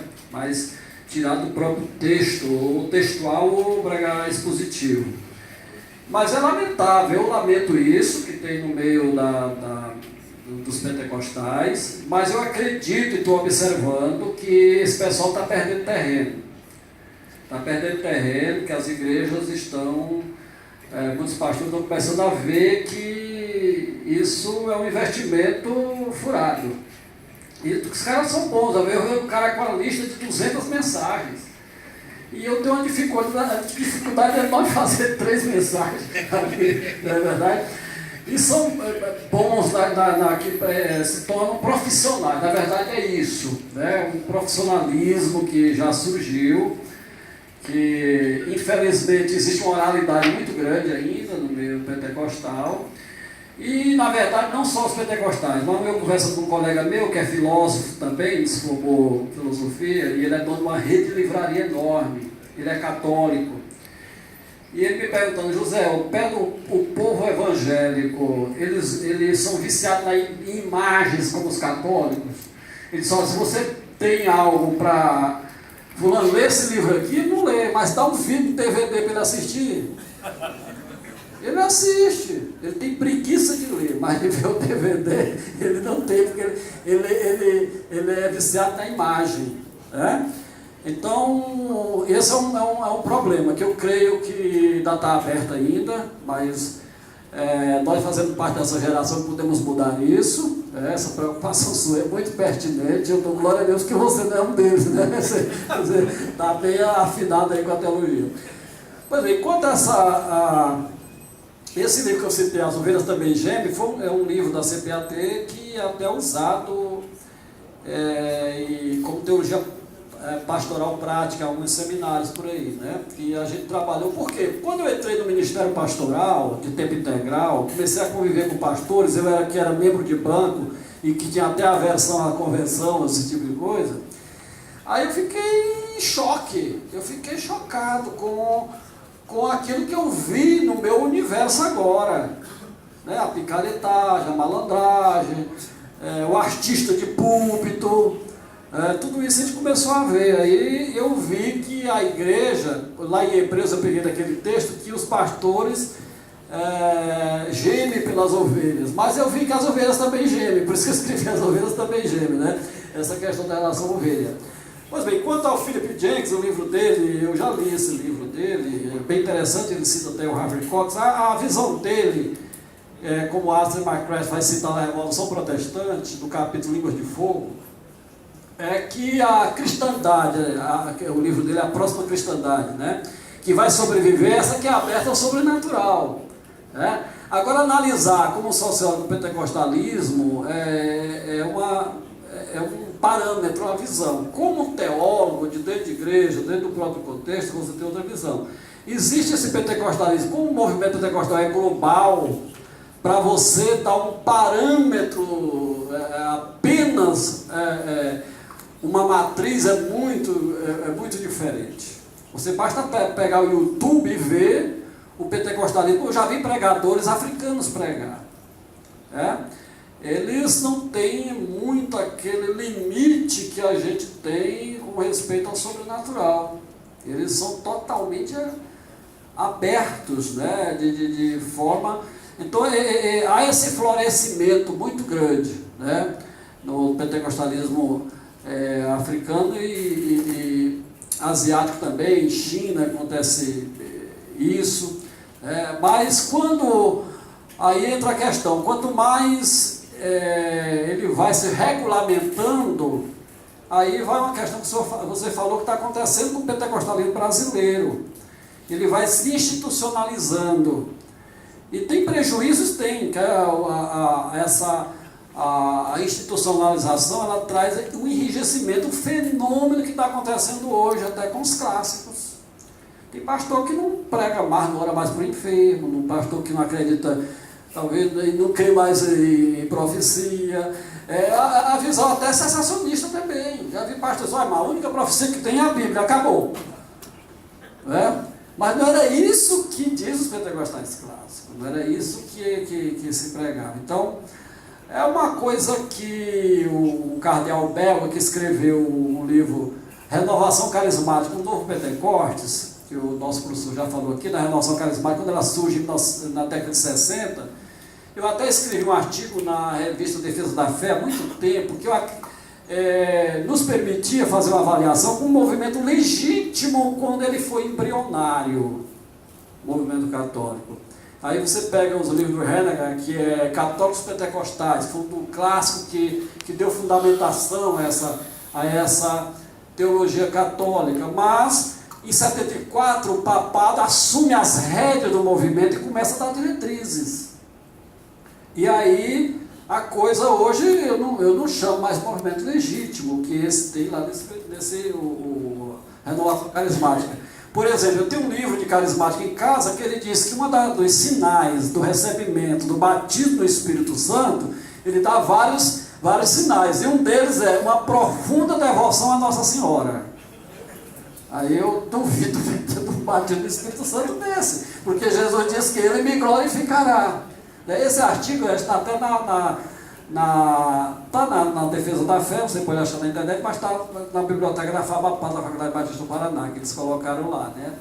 Então, eu vejo a coisa dessa forma. Há uma fragmentação enorme do pentecostalismo, mas esse sociólogo analisa mais o fenômeno como sobrenatural que está acontecendo. Por quê? Porque ele faz um contraste com o pentecostal, aliás, com o cristianismo europeu. O cristianismo europeu é totalmente fossilizado. Eu participei de um culto de uma igreja pentecostal brasileira em Genebra, na Suíça, que eu observei que eles não alcançam os nativos. Eu perguntei, tem algum nativo crente aqui? Ele disse, rapaz, tem um suíço, mas é porque está namorando com uma moça aqui da igreja. Não era conversão, era adesão. Então, esse sociólogo, tanto o Herbert Cox de Harvard, analisa por essa área aí. Esse distanciamento do sobrenatural, que é uma consequência aí da teologia liberal, do iluminismo, e que o cristianismo do sul global não tem isso. Eles pegam mais esse lado aí do sobrenatural, que eu acredito. Uma palavra rápida aqui.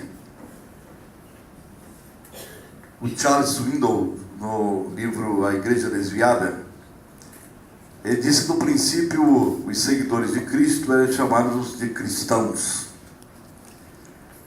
Quando o cristianismo chega na Grécia, os gregos o transformam numa filosofia. Depois, quando chega em Roma, transformam o cristianismo numa grande e poderosa instituição, que permanece por centenas de anos. Quando o cristianismo chega na Europa, ele é transformado numa cultura, e hoje é uma cultura. E quando chega na América, transformam o cristianismo num great business, num grande negócio. Então a América do Norte transformou o cristianismo num grande negócio, surgindo, portanto, esses expoentes aí, escusos à verdadeira fé. Os reformadores, tanto Calvino quanto Lutero, eles já diziam que a igreja, de vez em quando, não sei se a expressão está ok, está correta, mas ela, em alguns momentos da história ela enfraquece.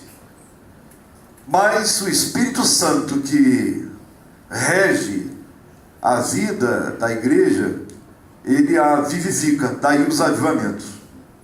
Portanto, como o pastor José Gonçalves afirmou na sua fala, está havendo um despertamento. Eu tive em Maceió por 2 vezes. Na primeira vez eu estive a serviço da FAICA e também na segunda. Na primeira vez, o pessoal alagoano é muito receptivo, assim como todos os nordestinos, e me levaram para jantar na praia, né? Comer um peixe, aquele peixe gostoso. E lá os pastores assembleianos muito alegres, felizes, lá na igreja do pastor Neco, já falecido, passou por o Senhor.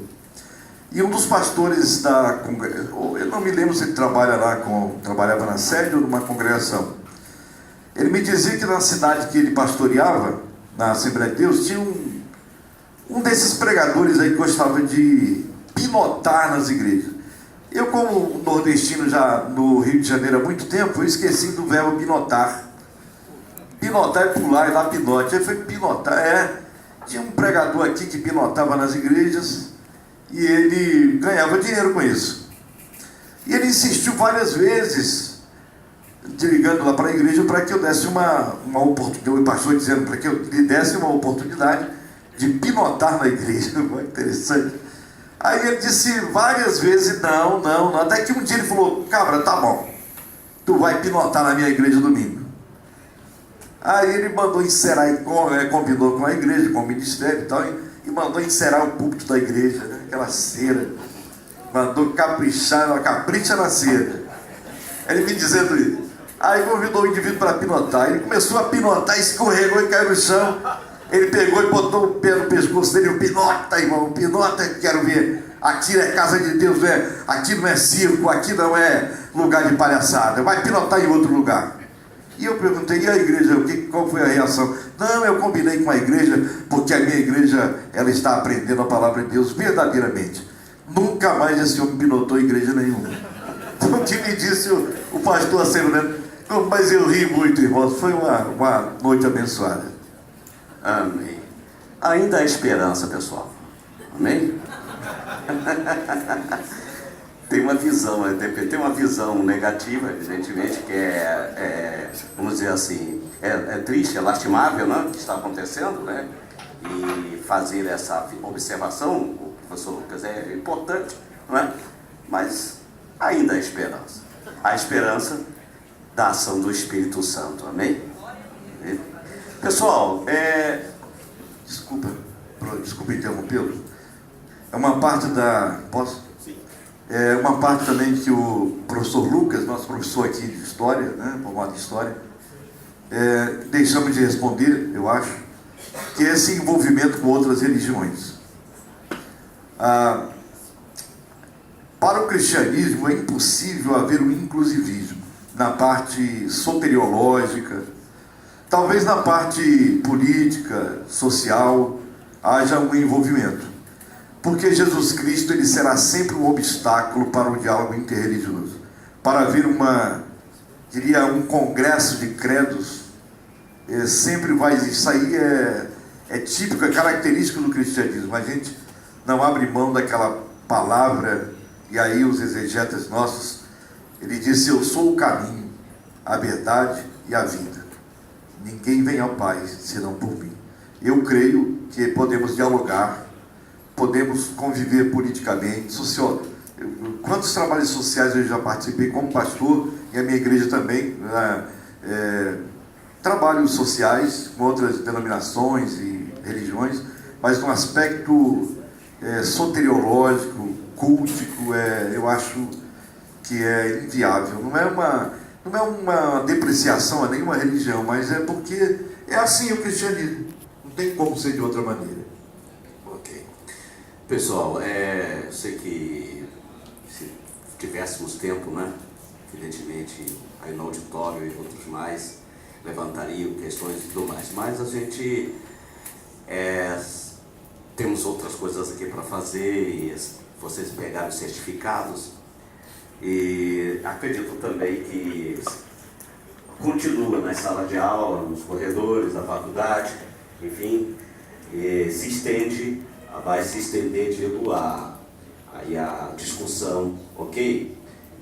Por causa do horário, né? Eu acho que a gente deve aqui, então, essa parte, né? A gente encerrar, ok?